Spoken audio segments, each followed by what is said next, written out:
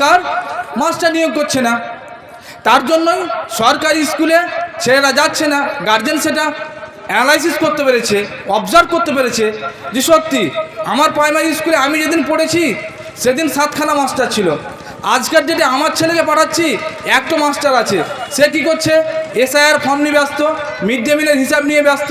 Head স্যারকে যদি গিয়ে বলছি স্যার ক্লাস কখন করাবেন, তাহলে দেখুন আমি তো একাই, আমাকে মিড ডে মিলের হিসাব দিয়েছে, তো আমি কি করব বলুন, এটা না করলে তো আবার আমাকে জবাবদিহি করতে হবে। তো সে বেচারা কি করবে, তারও কিছু করার নাই। আপনারাও দেখছেন সে শিক্ষকও মজবুর। তার জন্যই কিন্তু মূলত এই প্রাইমারি এই প্রাইভেট সেক্টরের যে মিশন বা স্কুলের জন্ম এর জন্যই হচ্ছে। এটা আমাদেরকে বুঝতে হবে। এটাকে যদি আমরা ব্যঙ্গাত্মকভাবে নিই তাহলে আমরা কিন্তু ভুল করব।